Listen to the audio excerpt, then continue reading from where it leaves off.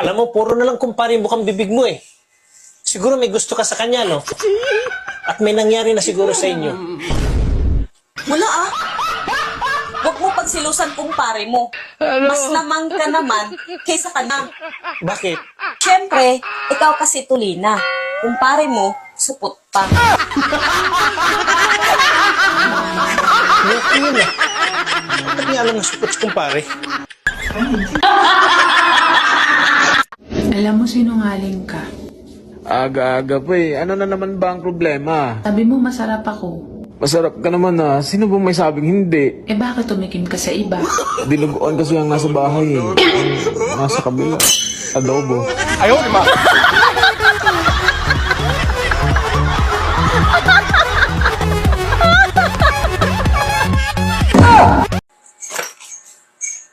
Oh, ano yung dala mo?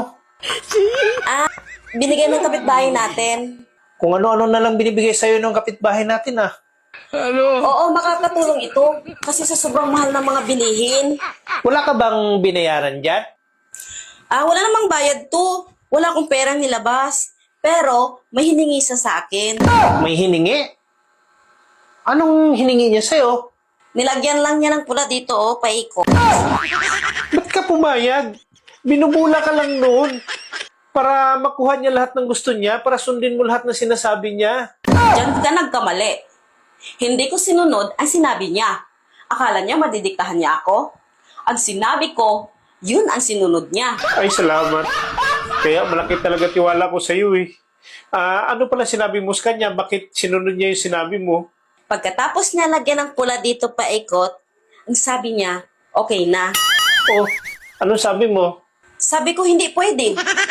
Kasi kawawa naman yung ibaba pag hindi idadamo. Hindi niya ako madidiktahan, ano? Hindi siya makakaisa sa akin.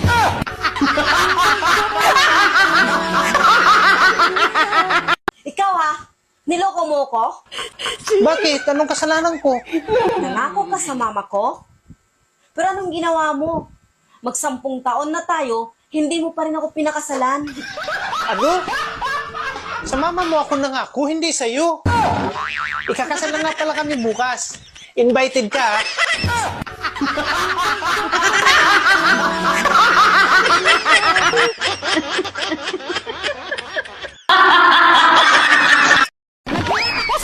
Naghirap ako sa abroad, may padala sa inyo dito.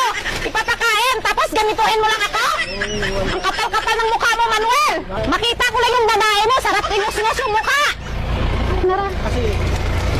Ang sabi niya sa akin, hindi pa sila nagsasama. Doon ka nakatira sa kay Ate Claire dati. Ako nagbabayad ng upa dyan.